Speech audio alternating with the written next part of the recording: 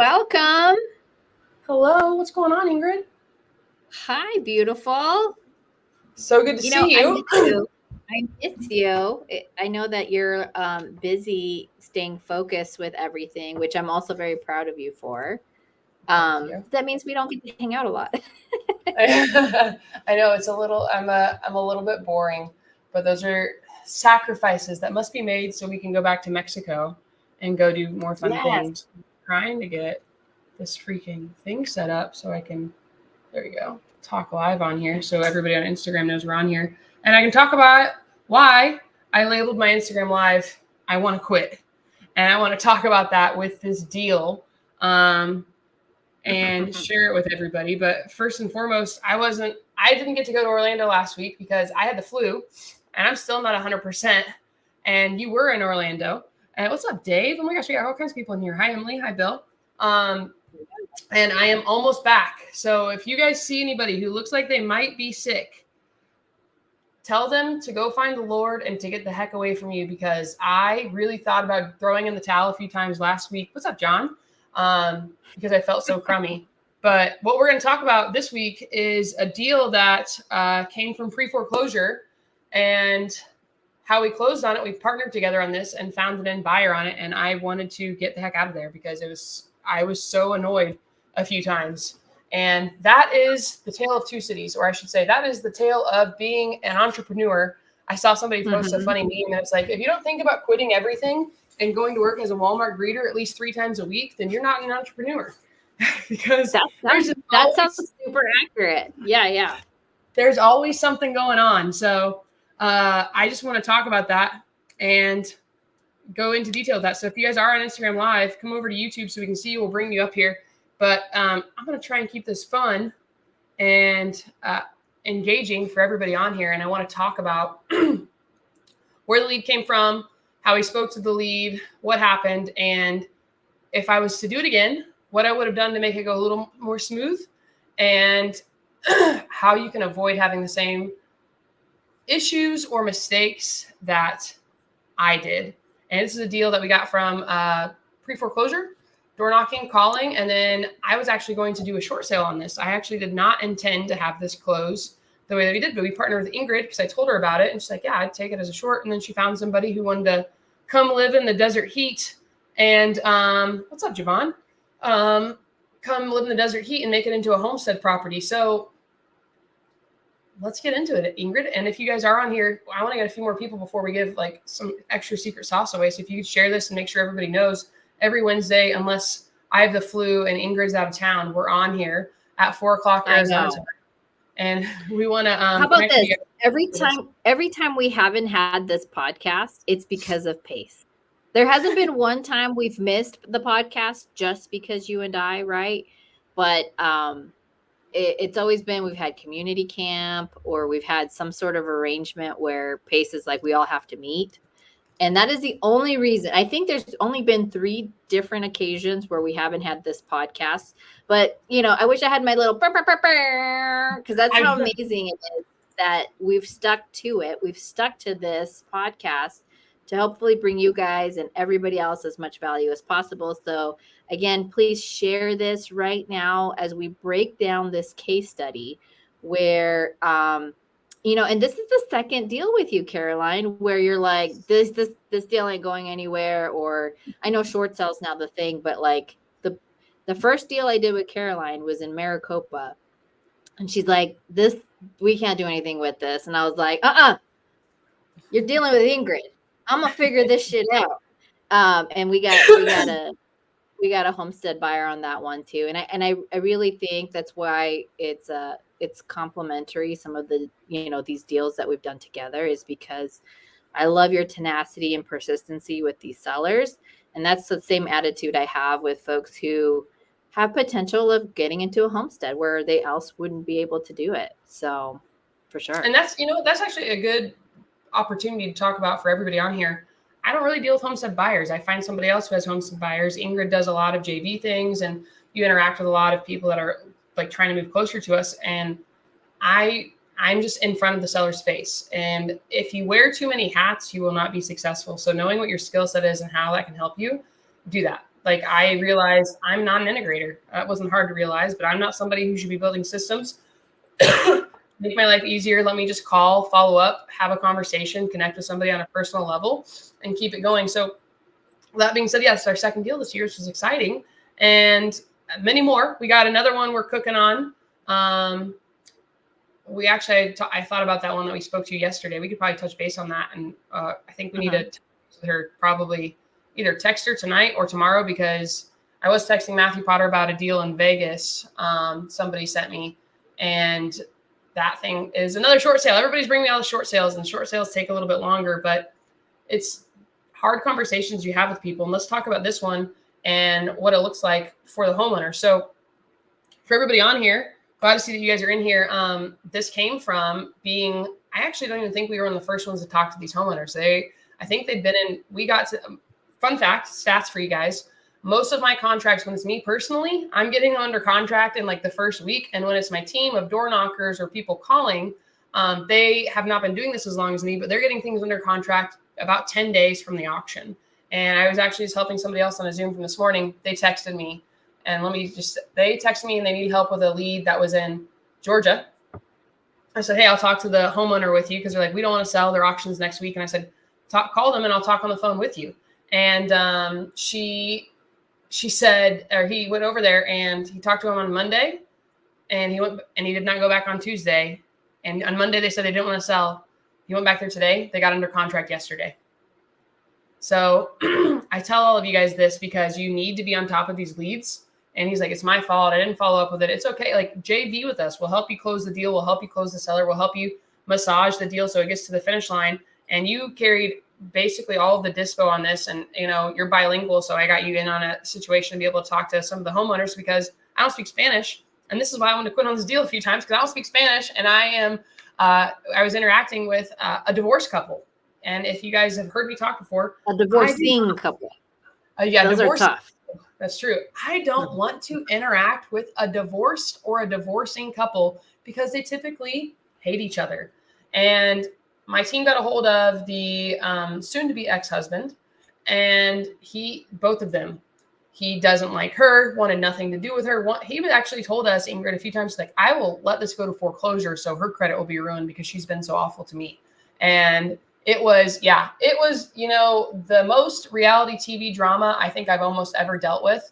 And then we talked to them, and you got to really understand what's going on in a person's situation. And, he did want to buy a house again. He had children from a previous relationship. And then he also has kids with the soon to be ex-wife. And we're talking about, well, you are making money. Would you like to buy a house again in the future? We can, help you if this is important to you to get this reset and have the opportunity to purchase a home and not have your credit ruined forever. And then once talking to him, getting him, off the ledge, because sometimes emotions are huge, guys, and people just are pissed off, to be honest. So once we understood what was important to him would be buying another house soon and not having his credit ruined. And then he gave us the ex-wife's information, spoke to the ex-wife, and that was a whole other can of worms. She wanted to get all of the money. She wanted him to get nothing. She kept asking me, well, is there a way that you can get as much money for this house and maybe give me like 90% of it and just give him 10%? And I was like, sister, I wish it was, but that's not the way things work out. And last week when I had the flu, I remember we were texting on it, and we closed. We got funded on Thursday on the deal. And with our wife with the situation, or soon to be ex-wife, she didn't want to sign the closing docs. And it was getting a hold of her and having a conversation with her to explain how she was going to get her money after everything closed was such I could not wait to be done with this. And you were out of town. I was like, I'll handle it. But guys, I want to just say this deal we had under contract. Let me pull up my Slack really quickly. When did we get this? A little over 2 months, I think. Yeah, because we were going to do the short sale process on this deal. And let's see. Yeah, I think right around 2 months. And we were going to short sale it because it was so upside down. Actually, I reached out to Pace Morby to see if he wanted to buy it, because it's about 2 blocks away from where he lives. 3 blocks maybe. And just so you guys know, here in Arizona, blocks are massive. So 3 within a mile of where Pace lives. And I know because Pace was buying a bunch of deals from Kevin where they didn't cash flow. So my initial thought was, well, how can I make this work? I know Pace needs to depreciate because he's bringing in so much active income. He needs the properties to offset his taxes. And I spoke to him and he's like, no, I'm not buying any more single family houses at the moment. He's only focusing on multifamily. And I was like, okay, all right, well, this is right around you. I mean, this could be a really good home. And that didn't work. Tried to reach out to a few other people. I'm like, it doesn't cash flow as a long-term rental. And they were upside down. This family bought the house at the height of the market. So they came in and I think they bought the house around $650. If I'm being correct, they bought it for $650, got behind in their payments. Their reinstatement to catch up the mortgage was $51,000 to catch up the back payments. And it needs work. It needed cosmetic work because they decided that it looks like there was carpet on the steps. They ripped up the carpet and they just did a few things in there. So you're thinking your entry fee to this was kind of high. And I'm like, well, this is not going to be an investor that's going to buy this property because it does not cash flow as a long-term rental. And I said this on a Zoom earlier, and I want to make sure everybody that's new in here understands this. When you're looking at properties and you're just getting started, one thing you really, really, really need to understand. First, you should not be buying properties if you don't know what you're doing and having those because, Ingrid, I don't know how many conversations you've had with newer people, but I've had a lot where somebody gets into a deal because, oh my gosh, Billy Bob from this community I'm in is selling a deal and I want to do a deal really bad, but it doesn't cash flow. It's not in a great location.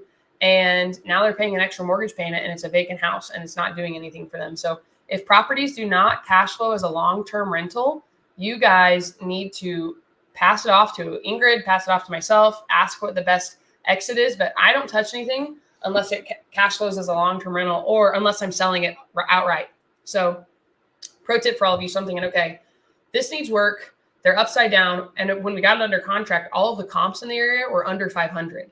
So every comp we had was under 500. The payoff was $625,000, I think, to get it like cleared, right around there. So I'm like, okay, they're completely upside down. They cannot pay this. They're fine with getting a short sale. They both agreed. They didn't want to have a foreclosure on their record. And spoke to you, sent it over to you. You're like, hey, I'll buy this and I'll fix this if the short sale goes through. And then how did you end up knowing about this buyer? How did you find the homestead buyer? Well, because of the Subt community, I've been known more and more often as somebody that can find homestead houses just because I'm an agent. I'm constantly active on social media. And I've even started getting even some sellers reaching out or sellers that actually know me as a result. So that's been really great. The only thing I will kind of push back a little is I think your comps versus my comps were a little different. And I do think that this house is a semi-custom house. It has a higher build out than what I was seeing as other properties that had recently sold. So the houses that recently sold didn't necessarily compare to this one. So I didn't think it was a fair comparison in terms of what this price per square foot based on the fact that it is a semi-custom. I actually think that the buyers bought it at the ARV of where it would be had it been in a nice shape. So, and plus it's going to be their Arizona. You mean the current homestead buyers now? The homestead buyers now. Yeah. Gotcha. So and again, comping is an art. My assessment was slightly different than Caroline's. The buyers I brought to the party felt the same way. I mean, we went through to look at what's been sold. And again, I think this house is a semi-custom home. It's not. I wouldn't say semi-custom. I 100% agree. It's custom. There's no other house in the area like it. And that's a very unique house. I did a walkthrough on it the other day. I loved it. I was like, how do I buy this house? This house is gorgeous. It's like I could visualize seeing it being like a modern hacienda. All it needed was the kitchen to be updated. Yeah. And besides the other small custom stuff that isn't like a whole lot. And because I'm a fix and flipper, I could see like some of the vision. I know it had like real hardwood floors. I love walnut. I was like, oh my God, I'm so in love with this house. We need to figure out. And so next best thing is to have a good friend buy it. And now we get to go hang out with Raz when he moves here to Arizona. So I'm excited for them. But somebody's asking how much did the buyers buy it? So to break that down, when I was talking to Raz, he was looking for a creative deal in Arizona. And we've talked about this before, that sometimes the loan is more enticing than the actual house. Although arguably I liked both in this property, except that from a homestead buying perspective, not from an investing perspective, meaning somebody's going to be there, live in it, make memories, enjoy the house. And so it was a 4% interest rate on a original, like to your point, 650 loan. And they've gotten so far behind that their interest rate, the fees, they were at 51,000 and some change. And I knew that this buyer, he actually had, I think, closer to 100 grand or maybe a little bit more than that to bring to the table. And so after assessing like what made sense for all the work and effort you and I were putting into it, and all the and then the backup of it all, like the arrears, because that's one thing that's hard to explain to sellers when they're like, can we get money for this? I'm like, you are getting money for this. You've literally lived in a house, rent and For mortgage free.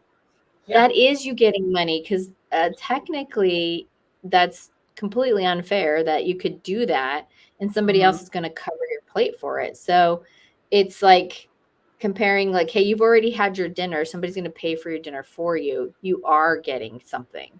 So it's just making sure to explain that to sellers in a way they understand that technically you got almost $52,000.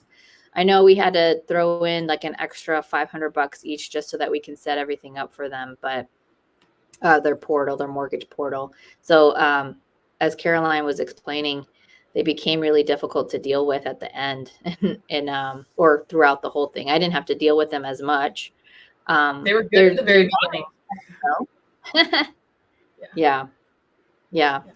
So the 4% was worth it to my homestead buyer. I am seeing more and more deals with interest rates in like the 5s, and those are not as enticing. So after explaining that to my homestead buyer, to be like, look, this is a premium location where you want to be. He's a Subt 2 student, so it's kind of near pace. And again, I think that this is a semi-custom home. Plus, you don't like East Valley deals are really, really hard to find. And I think once I explained that to him, the value of buying this property, he put $80,000 down, 51 and some change, 52 and some change, plus closing costs. And so you and I walked away with what kind of, like almost $27,000? Yeah, 27 grand in assignment fee or so. And then we split it in half. So that's the kind of deals that you can have, even though it wasn't meant for an investor. I don't know. So it was, the one thing I just want to tell everybody, and this is where like the mistakes I made on this, or I wouldn't say they're mistakes, but the things that you need to absolutely understand are clear and to the point. And I said this yesterday on my Instagram, so I want everybody to hear this because I have another situation with a homeowner. Stay in constant contact with your homeowners. Remind them why they're doing this, what was important to them when you're talking to them and you're getting it under contract. Like my door knockers, I can't even tell you. I texted Ingrid today because there was a hiccup with something, and my acquisitions person is still getting text messages from the family, and you have to have that great rapport with them and do the right thing by them. But my door knocking team went down and met with them and walked them through everything because the husband only spoke Spanish. And we got them to like go through the contract, explain what it looked like. And you're holding hands and you're helping somebody through a really, really stressful time in their life. And I was talking to somebody else. It's just like,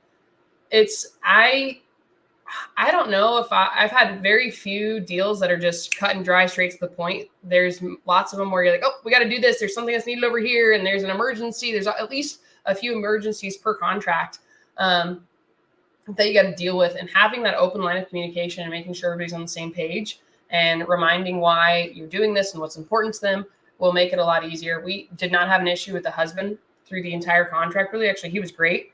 And we're actually trying to help him out with another property just so, just like, hopefully we can get them something for it and get them moved into a better situation. But we go through and help them with resources to move into another property, connect them with realtors that can find a next place for them. and get them some extra time. So somebody just asked on here, and it was about bankruptcy. And actually, this gentleman was running out of time, and he did file a bankruptcy on this, and then he got it dismissed. And I can't give you the exact on this, Mike. I'd say you should. I am not an attorney, so don't take legal advice from me. And same thing, this is what we tell every homeowner we work with. I don't know exactly how. I think that might do a little ding to your credit. I don't know what the impact is because you're not going all the way through with it. Ingrid, would you maybe know more? Because I know that we talked about the short sale yesterday. So yes, they can file a bankruptcy. I'm a licensed agent, so I cannot advise somebody to go get a bankruptcy. I could lose my license. But if they come up with potentially going through a bankruptcy, and then they take it back out, they can have it cleared. It is because they didn't actually go through with it. So it will initially show up, and if it stays on there, they can call the bureaus and have it cleared out, especially if it didn't actually go through the court process.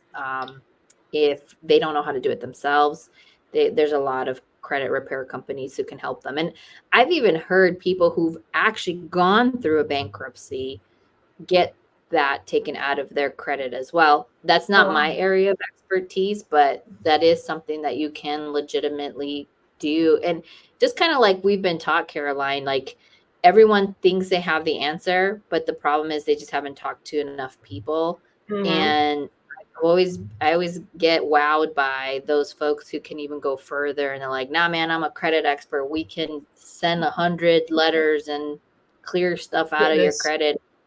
Pretty amazing. But I've heard both. The one that's easier is if you actually don't go through your bankruptcy. And if you actually do go through your bankruptcy, I don't know the legalities behind how they can report some things. And there's some loopholes that some people exploit for the advantage of the consumer. So, yeah.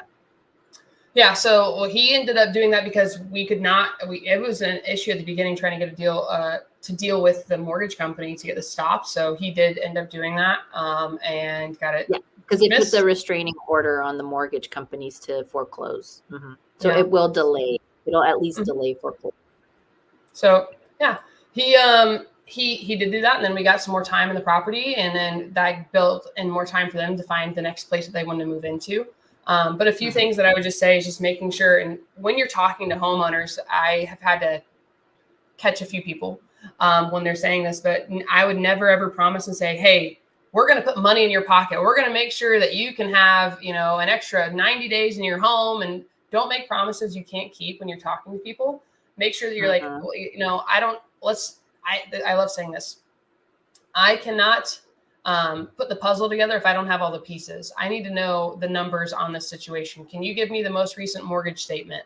And can you give me any letters that you've received? Let's contact and find out what the reinstatement fee is going to be from the attorney that the bank has hired. So there's a few things you need to get together before you can say, yep, this is what we can put in your pocket.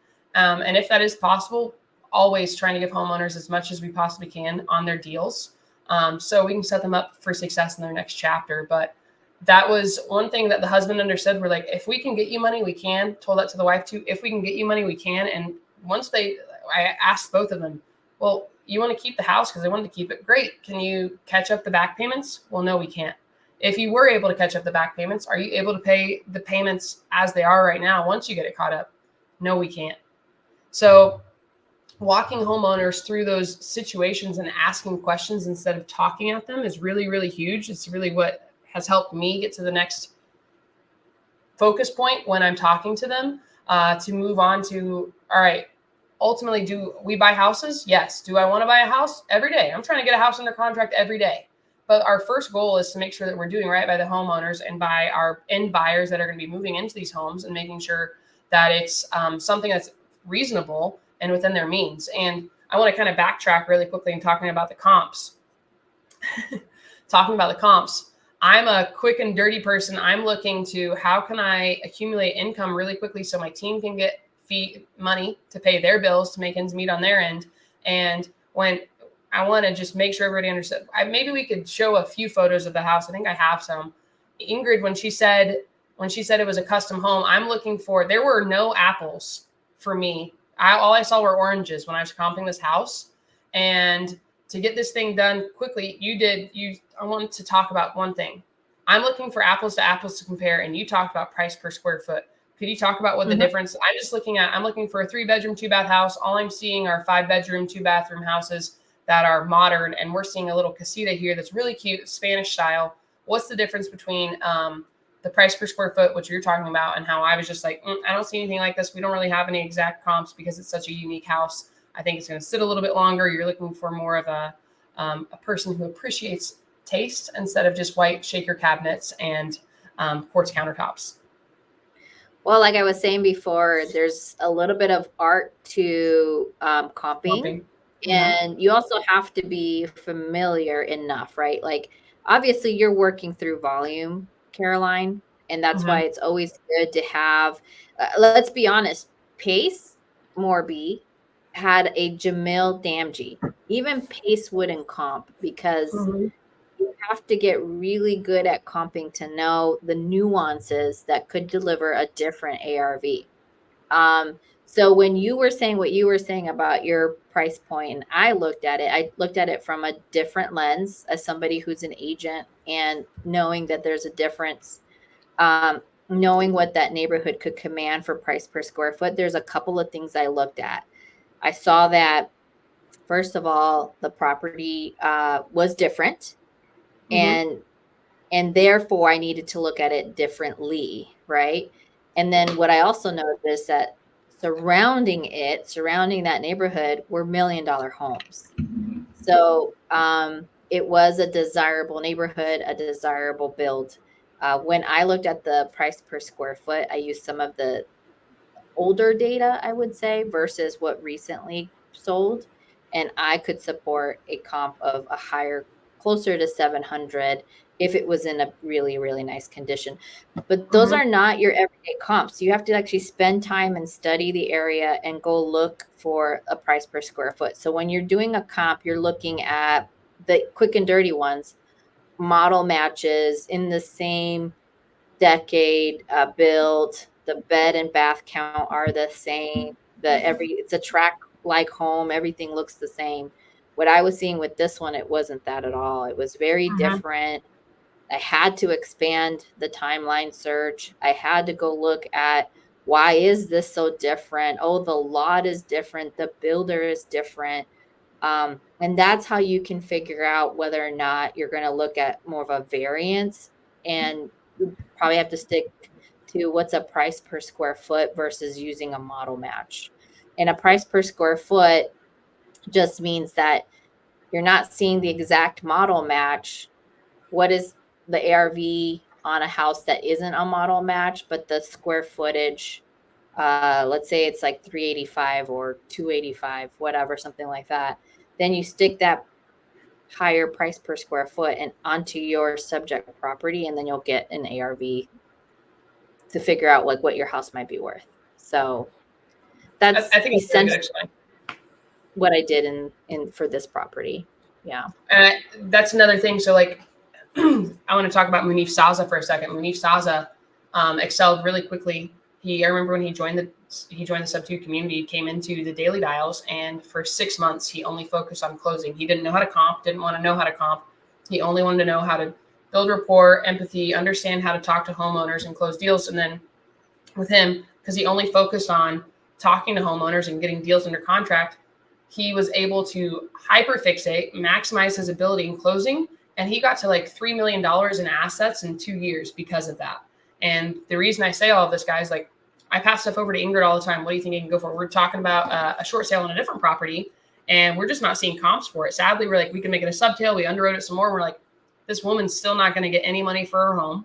Really. It's not, the juice is not worth the squeeze or the headaches that you're going to have to do to make sure that everybody gets made whole after doing everything. So we kept comping it, and we're like, man, we wish we could get more money out of these things. But I always pre-shop stuff. This is another pro tip. This is your captain speaking. Pro tip right here. Pay attention. Pro tip. Pre-shop your deals before you put them under contract. You don't pre-shop it with your trusted advisors or your VIP buyers, the ones you know that you can count on. Build a really good relationship with them, so you know, hey, Ingrid, where do I need to be on? Like, let's talk about a different deal I sent to you. Hey, where would you be on this? Like 280 to 290? Well, that's not going to work because this homeowner, we have him under contract at 302. Because when I comped it originally, I'm like, okay, I think I can get like 310, 320 out of this. Actually, I was like, I think 330 seems good. And speaking to you, you're like 280 to 290. I'm like, oh, that's not going to work. Lo and behold, that deal, we got the payoff.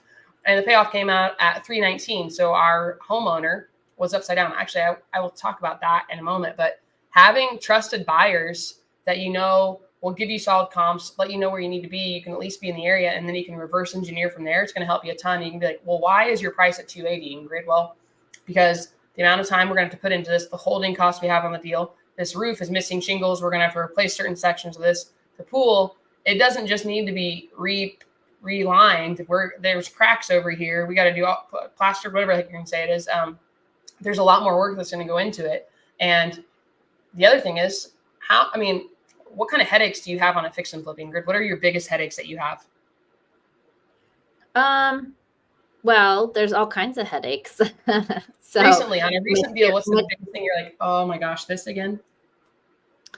Materials not getting to us on time is a big deal. But I'm so tired of pools. Most of the pools that we have to deal with need replastering, or the equipment needs fixing. So that's like 12 to 15K, depending on. So like we have a property. Yeah, the one that we did in Mesa, it's a flip. It's closed. We're done. That was 12K to get all fixed up, and so those are big ticket items, even on a cosmetic. So that's never fun. Yeah. And that actually killed this other deal we looked at yesterday. We're like, man, if the pool was done, this wouldn't be an issue, and we could help. If the pool was done and the fence was up, I would have just done a subtail. Yeah. That's what killed that. That was one of the things that killed the deal. The other thing is that she has a solar lease that has incremental raise of prices. And so for me, I just need to, I'm trying to figure out ways to get rid of leased solar, because that makes it so much tougher to sell as a fix and flipper. Of course, I have good credit, and we can qualify for these leases.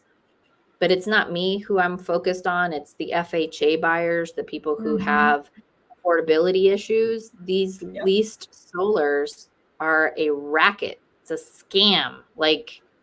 You heard me say it. I don't care if you work for solar. Everybody's always telling me oh no, you just are not talking to the right solar people. I'm all like, they all suck. All of them. You hear me say that? That's how angry I am with solar. And I get it. Solar it's just so unregulated. You don't need a $70,000 solar system to save money on your electricity. You don't. You just pay the damn our electricity does not compare to Houston. I have a property in Houston that the bills do get a little bit high there. Arizona, especially if you're in incorporated land or you're in city, my max bill on my 2,700 square foot home built in 1984, and it's not even efficiently built. My max bill is $450 during the hottest part of the season. Every other time it's between, I don't know, $150 and $250. So I'm there's no reason for me to get solar when my solar bill is $250 a month. There's an electric bill of $50 on top of it. With my property in Surprise that I took subject to, I had to take the freaking solar subject to $249 a month, and I just got a $500+ bill on my electricity. You heard me. I don't care who you are. Solar is a scam. I'll say it again. It's a scam. So sorry, it makes me mad. No, you're good. And I'm laughing because I saw you put it on your Instagram the other day. But understanding where your buyers need to be on things is going to help you out a ton. And just having clear communication with your end buyer, with your homeowners through the entire process, explaining to them, because most of the time as well, this is the largest asset they have. They don't understand escrow. So our soon-to-be ex-wife in this situation did not understand escrow and how the funds were going to be dispersed. I remember I told I was talking to our title officer, Danielle. I was like, can I just give her $500 right now so she'll sign so we can be done? She's like, no, don't do that. And I was talking to you and you're like, I'll send her $500 right now. It's like, I'm down to do that as well. Sign the papers so we can just get this done and be closed. Like, what is your issue? So everybody's on the same page, like until 2 days before we needed to close. And then the ex-wife, soon to be ex-wife, was just like dragging her feet, didn't want to interact with anybody. It's a whole thing. So communication, 1, very key. 2, talk to your end buyers. Make sure you have your numbers lined up really well. So everybody's on the same page. Incredible how you were able to just walk the end buyer through everything. You found them. It was a great deal. It's closed. It's funded. We now have a new family that's going to be getting their house fixed up. We got another business that's making money. Anna's working on it, going to fix that up. So it's really cool how you think about the ecosystem that can go in. We stopped a foreclosure. We were able to help somebody save their credit so they don't have terrible credit going through a really awful divorce at the moment. They're going to be able to buy another home from this. We got them something for their time. We got them extra time in the property. And somebody's coming down and taking over a mortgage that's at 4% interest, and they're in one of the best areas. And like another thing, this is I don't think that everybody understands Phoenix really well. This is a very good area they're in. It's very safe. Every time somebody wants to buy deals, they're like, send me deals in the East Valley. When you're looking at stuff that's available for houses that are in pre-foreclosure, astronomically more, it's all West Valleys typically. So finding a deal in the East Valley where the homeowner wants to work with you, you've got to be genuine. You've got to make sure you're understood. And you got to just be persistent. So I enjoy helping them. It's sometimes at the end when they get a little squirrely and they're like, well, I want more money for my house. Well, listen, we got you extra time in here. We're helping you stop this. So making sure they understand from the beginning. And this is also why we write things down in a contract. People always, you can change memories. You can remember things differently. But if you have it written down in a contract, that is understood. And that's what they're going to be getting for it. So I thought I'm just glad we got it done. Is there anything else that you'd want to cover? Or did I miss anything about this deal before we like invite people up here to answer their questions? The only other highlight I'd like to make is that I'm really happy that you're putting systems behind your process. And I think bringing me into this deal was super helpful for your team and even the end buyer who's also a creative investor, because there's components of these deals that people just don't get without understanding, like without going through the experience. I'll give you an example. I got an email where the end buyer was like, hey, on the settlement statement, it says that the seller is going to pay for the taxes. And I was like, they ain't going to pay for the taxes. So on a settlement statement, the title company is responsible for saying who owes what and who's technically responsible for like a debit and a credit. And since they're funding that reinstatement with money, it's also going to fund the escrow account. So it'll be the mortgage company that pays the back taxes, I'll call it, not the actual seller. But from a settlement statement, it was the seller who was responsible for it. So when you have an arrear situation, it can get confusing because you're like, wait, what did this mean? What did that mean? No, it's just the paperwork that has to follow. So if ever there is an issue, you can see who owned it at what point. But Raz, the end buyer, he will get the credit for those taxes paid. Because even if you buy a property creatively, if you're also paying the back taxes, you should be able to claim that when you're doing your deduction. Correct. When you're doing your taxes, your LLC's taxes, or however you're taking the property.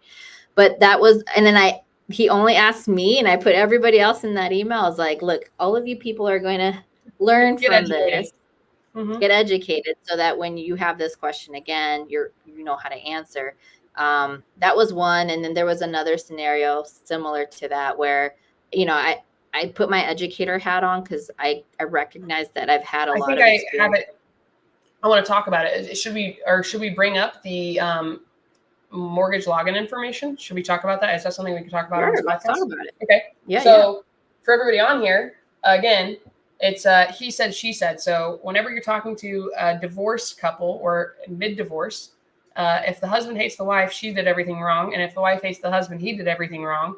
And one of the things with that question, I was like, well, we need to get the login.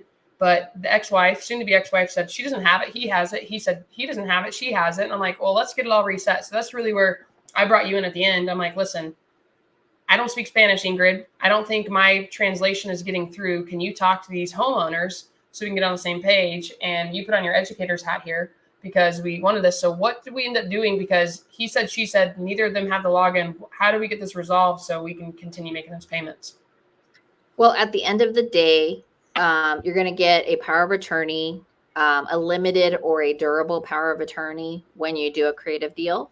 And so that power of attorney, and sometimes you also want to do a third party authorization because that seems less formal and it throws less red flags to a mortgage company. You use that paperwork to send to the mortgage company so that you can call and change login credentials, or you don't even have to call. Because if you do the POA correctly, you should actually be asking for social security numbers, birth dates, and the formal name that's used on the mortgage company. So that's all you would need in order for you to log in and actually switch the credentials for the addresses and the new phone number. Here, put the hat on, Ingrid. Put the hat on. Put the captain hat on. Oh, there you go. Yeah, I don't have a. I don't, this is the best. Yeah. So pro tip. So once you have that paperwork, technically you have enough to log in, and you'll have the account number because you'll have the mortgage statement. You'll have the address, and then those types of things in order for you to now update the portal. So once that's ready, you don't technically need the sellers at that point. Yeah. So these are just pro tips with Ingryd Hernandez. So for everybody on here, that will help you out. And that was another experience because what I've done in the past, I haven't had where homeowners don't know their login information. One of them does. And I'm guessing they probably didn't know who had it because they hadn't made payments in a long time. And that's why they were $51,000 behind on their mortgage. Well, and the thing is, and this is the part that we couldn't confirm without throwing too many red flags to the mortgage company, is that once you haven't paid the mortgage company for so long, they also don't let you log in. They're like, we've had it with you. Get out of here. So once the reinstatement refreshes the account, then they'll unlock the portal so that you can. So the thing is they won't allow partial payments once you're in a default state, because if they allow partial payments, then it prolongs their ability to be able to foreclose on you. And this is all contract law, by the way. I'm not a lawyer. I just know enough to be dangerous. And so, and as somebody who actually owns a property, who we sold it on a wrap, that's also another aspect. So sometimes the technology in those portals are not definite enough for them to stop partial payments. So they have to just stop giving you access so that you don't make partial payments and prolong their ability to foreclose on you. That's what I have. I think it's a really good tip as well. So anyways, pro tips on this: stay in communication, talk to your vetted good buyers that can help you move a deal, or team that can help you dispo it, squeeze the most out of this. So I did not go to Squad Up. Who said this right here? Mike said, Jamil's ability to use a different lens on a property to squeeze out as much money as possible was amazing during his presentation. And that's what Ingrid did here to the price per square foot to verify what the ARV is, because this was it was such a beautiful property. And to be able to see it. Actually, let me see if I can pull it up. I wanted you to buy it. I was like, oh my God, you should buy it. Yeah, but I just I don't need that big of a house, and I don't want to pay that electric bill by myself right now. Let's again, I'm not in the season of wanting to own something that big at the moment. And that just wasn't for me. So let me see if I can pull this up without putting. Oh, look, I'm hurting people's feelings left and right. I used to sell solar and it was so frustrating. No, Blake, you all suck. I'm so sorry. I'm gonna throw a paste there. All of you. It's just all bad. If you're paying anywhere more than $5,000 to $8,000 for panels and all that service, it's all bad. And I've never seen anybody get anything less than $20,000. So sorry. That's just my very stern opinion. Let me see if I can pull it up. I just don't want to put the address out there.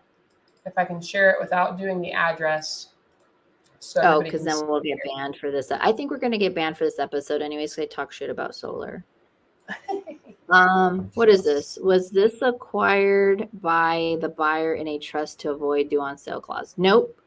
They, Here we go. I believe they put it in their, I don't remember how they bought it because I think they did an agreement for sale on this. I don't know what they bought it in, though, what the entity was. No, it was a convention. No, I don't think they did agreement for sale. It's a deed transfer. Oh, okay. Well, look how here you go. pretty Here's that our house is. This is when it's in its prime. So this is not what it looks like right now, but this was its prime, so you guys can see how cute it was. Yeah. Look how nice. Look at this that is. hardwood floor, the molding used, the beams. I was so in love with this house. I legitimately thought I could just go move here and we'll just put our house for rent. It's really cute. And it's got a pool. It's got a little garden.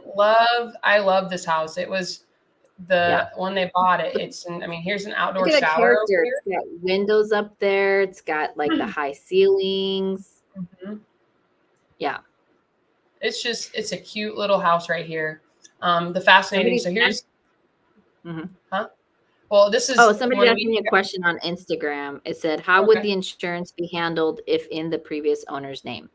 Okay, so we had this episode already on the Explain It podcast with Chris Cahill, my fam guy out here in Arizona. People always ask me, Ingrid, how do you do the insurance? I don't. I have a guy. He does the insurance. I don't touch. I actually, it's such a sensitive topic. Like, why would you want to take care of it yourself? So I actually had a mortgage company recently reach out and say, hey, this insurance thing isn't done right. And I sent the letter to my insurance guy, Chris Cahill, and I said, Chris, I'm not going to touch this. You do it. He's like, I got you. So he called, was on the phone with the mortgage company over an hour, talked to the supervisor, talked to whatever. And they're like, yeah, there's nothing wrong with this. We're like, okay, cool. Done. Like, don't get involved because I'm going to say the wrong thing. I'm not an insurance expert. I don't know like how to like trip people up and debate like how I'm doing the insurance coverage. And so it's way easier to just delegate that part. So if you're out there and you're buying creative deals, just get an insurance person and they'll take care of it. And if you're not sure how to teach your insurance person, go get that episode with me and Caroline and Chris. It's on our Explain It podcast on the live stuff. And then just send them that podcast. Have them watch it. Absolutely. So I'm going to continue through these photos, but I'm pulling up the pictures because it doesn't look like this right now. This was turned into a bedroom as well in the time being. So somebody was living in here, but this house has so much character and so much potential. It's just really cute. You got Frida Kahlo on the wall. It's got granite countertops. It's got good bones. And this is where I lack sometimes creativity. And I think, Ingrid, this is where you excel because you can see, and you've been doing this longer than I have. But yeah, see, the kitchen's not updated, but it's cute. I like the tile countertops. Like, it's really, really cute. And then down here, actually you can't see it here, but on my live, I did it. There's coyote footprints when they were making these tiles. So it's just I love the character that's in the home. Sort of even those cabinets are expensive. Even though you can't tell, that's real wood. And so you could technically reuse a lot of that. Yeah. Yeah. But they took all their appliances. I didn't see a stove or a fridge or nothing. Yeah, that wasn't in there. Yeah, they took everything they could out of this house. But overall, there you go. There was carpet on here. There's the carpet you can see. Yeah. And it's a cute home. That's so pretty. You have direct access to the pool from the master. So pretty. Yeah. It's just a great. Did you look at these photos before? I did. And that was what I was thinking about doing with this property is just doing another Mindset Manor. Yep. And then having like a different, a different place for other folks to live there. Because it seemed like a good spacious place for people to congregate. And I think this is what they're doing with the kitchen is just bringing down that wall and then using the whole space for that. And I would just like fill it in with some fun tile where like the wall would have been, or try to match. I don't know. The wood would be a difficult thing to do, but it was such a pretty house. Beautiful home overall, but just imagine, I'm not going to go through and show you guys the current condition of the home, but they ripped up the carpet and the upstairs. It's just, I mean, cosmetic. What did Anna tell you what the amount of work was going to have to be to fix it up to where the new homeowners want to be? No, but I can imagine it's probably another $50K or so, but they'll see that money because they're going to make their home. Yeah. Right. They'll see those dollars for dollars, especially if they make that kitchen bigger. I don't see how they don't get that money back, 5 to 7 years down the road. So Chris Monroe said, how do you deal with homes that have rental restrictions? Great question. Is it? Sorry, just kidding, Chris. If you don't know it, if you have rental restrictions, I mean, you find a way that works with it. So, what are the rental restrictions? You can't do short-term rentals, so it's only going to be able to be a long-term rental. Then you only rent it out like that. I mean, Ingrid, what did you say? You have you underwrite it to what you can do. You don't underwrite it to what you wish it could do. I will say this: there's a lot of stuff going on right now with like the co-living houses that is putting a lot of that to question. What is that that's going on with that? Because I've thought about like co-living on some properties. I'm like, I have a house in Chandler. I was thinking of making a homestead. I'm like, man, should I make it a homestead or should I just rent this thing out? I can make it bigger. I wasn't going to throw the name on there. Yeah. But that's okay. What are the things going on with co-living? So when you say co-living, you're talking about adding in more bedrooms and renting out room by room? Yeah. So in the state of Arizona, there's already a restriction in Maricopa County for the most part. And then cities have their own regulations about group homes that states if you have 10 residents in your residential home, and generally you're talking about group homes, which is like adolescent behavior houses, maybe sober living. There's some where it's like special needs houses, like people who have special needs and they can't live alone. So they now live in a co-living space where everybody in that space has special needs. So these houses, you can have them in single family residences for the most part because they're protected by ADA. And in the state of Arizona, if you have 10 residents, you have to have a fire suppression system, also known as a fire sprinkler system. And those systems will, in a normal house, be around anywhere from $10,000 to $30,000 to install one, right? And what I'm seeing is some people putting 10 rooms, maybe even 12 rooms for 12 residents without that. So a lot of people are trying to skirt around some of these requirements, and we'll see. Here's where I'm like teeter-tottering in my brain, right? There's the capitalist person in my brain, and then there's the, hey, we have rules. But I guess you gotta have the balance there, because if you do one way too far, you're gone either way. So you gotta have balance whenever you're going to be a human.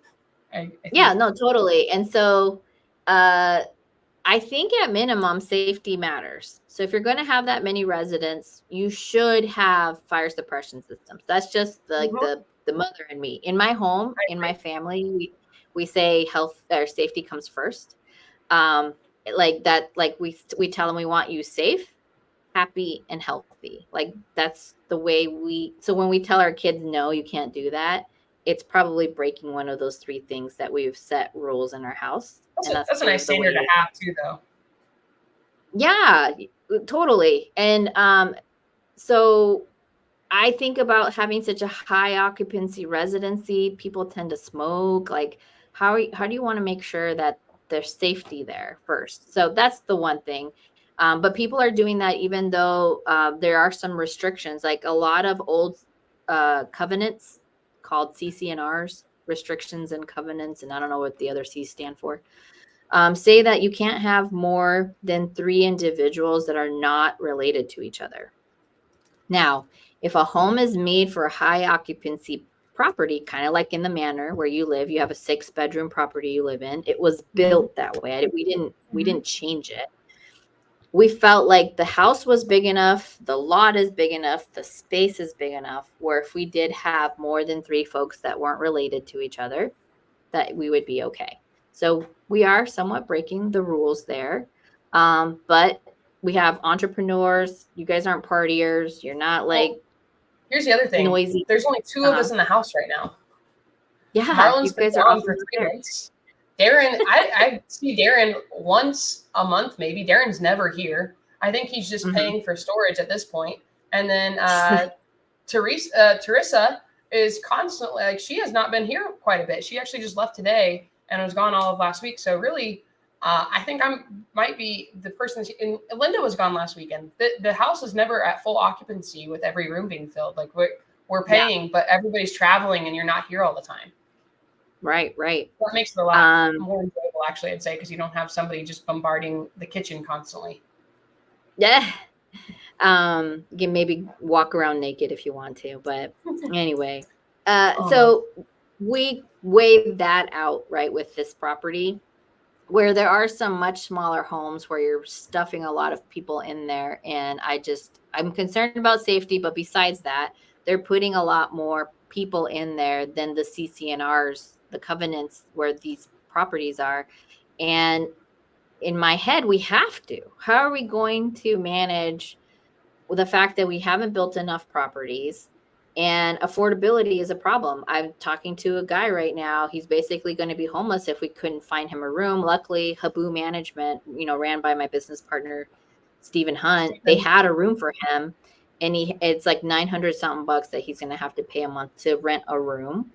But that's where we're at now in Arizona. You're like, room rentals are like $800-900 bucks minimum. Like that's the way we have to live. And I think once you see higher demand for these types of properties, they're going to have to change the laws or create some sort of new zoning that allows them to run this way. Yeah.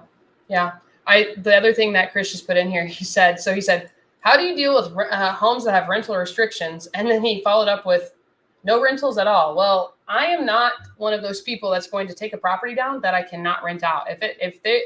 If you have to break laws to get something done, then I don't jive with that, guys. Like, I want to be able to sleep at night. There's certain things that I will not do. I'm not going to do something where I'm like, fingers crossed, they don't catch me breaking the rules. Like, I'm just not going to break the rules. I don't want that to take up space in my mind and be worried about it. So if it's not allowed to have rentals, then you need to find a homestead buyer for that. You need to find a wrap buyer. And that's not something I'm not going to take the risk and rent out something that says I cannot rent it. Ingrid? So do you know what I'm trying to do in Sedona? Because I have a rental restriction on my condo up there, so I have to do 30 days stays or more. I want to buy all the condos in there, and we're going to make it an SDR boutique, and because I think once you own like 50% or more than 50%, you get to change the rules. So watch out, Sedona. I'm coming for you. I want to talk to Linda. You know what we need to do? We need to have Linda on here. I wonder what Linda's doing. I'm going to see if she's busy right now. She probably is busy because she's always working on deals. Linda went to Vegas this weekend. What you doing? Yeah. I saw she did some Asian meetup thing. Well, yeah. That's what she said. It was like all Asians. And I was like, oh man. She's like, I forgot what it's like to be Asian. I need to hang out with more Asian people. She actually, last night when we were talking, she's like, I didn't know what this meant. Can I do it for you? Do you know what this means, Ingrid? Yeah, I love you. Well, everybody else, do you guys know what this will do? Everybody on the chat, if you're watching right now, if you're on Instagram Live or if you're on YouTube, do you know what this is a symbol of when we hold our hands like this? Not only do I love you, but do you know what this symbolizes? A heart. Yeah, it's a heart. Linda didn't know what a heart was. And I said, I'm more Asian than you. I know what a heart means. I'm beating you. I'm the most Caucasian person around. So Linda's like, I got to hang out with more Asians. Look at this. She said she's dealing with Ingrid's at a servicing company right now. But Chris, an executory contract would not solve that. If you can't have rentals, you cannot rent it out. Like, that's really it. Sorry. Just making sure we're on the same page with Chris there. I'm so sorry. Oh, okay. Well, no, you're fine. What did you say makes sense? What? Okay, gotcha. But I bring this up talking about your Sedona thing.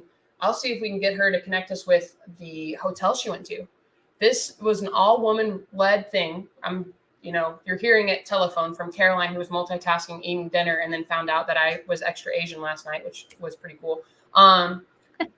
She told me this woman, it was all women. I think even the construction crew was women. If I'm hearing correctly, everything was women. They got a small boutique hotel up in 8 months before the Super Bowl and got it completely rented out. And they had no issues. It was beautiful. full capacity rented. I think it was like either 800 rooms or 300 rooms, something like that.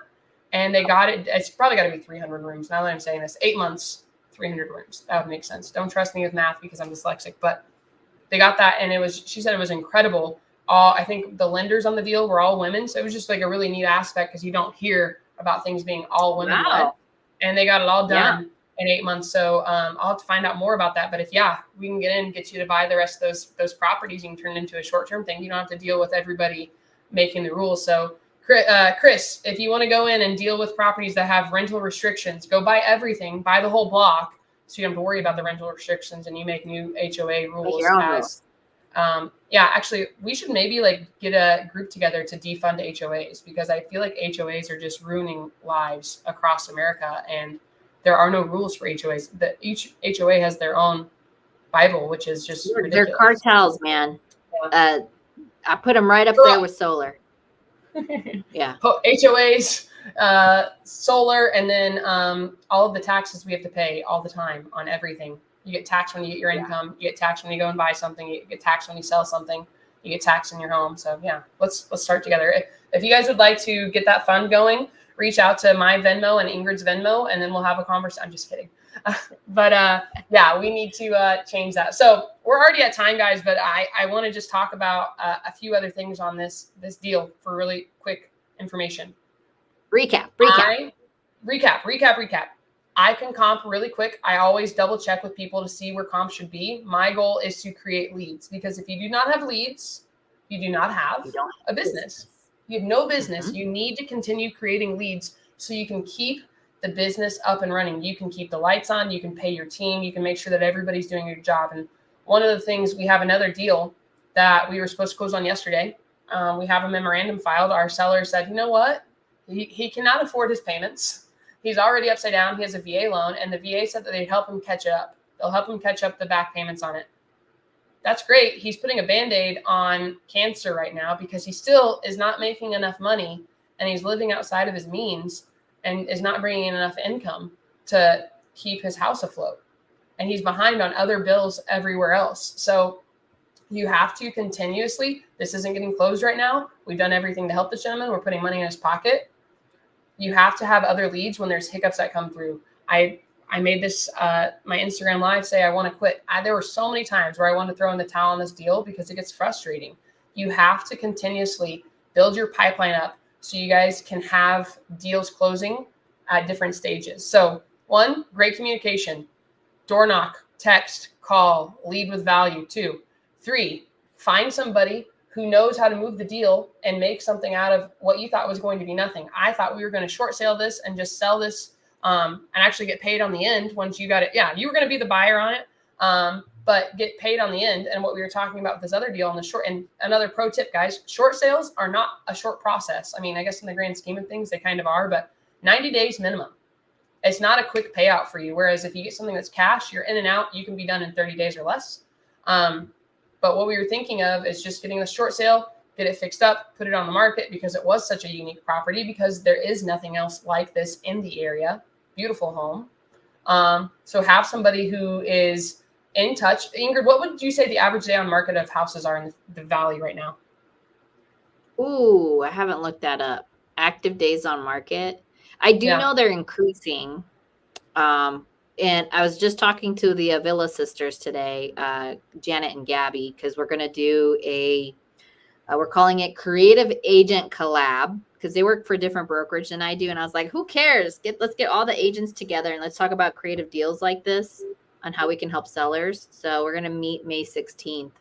But we were talking about it, and they're like, man, we're used to flipping, and like our properties would get sold in the first week. Now they're taking 3 or 4 weeks to sell. And I was like, oh, you mean they're selling like they would normally sell when we have a normal market? They're like, you're right.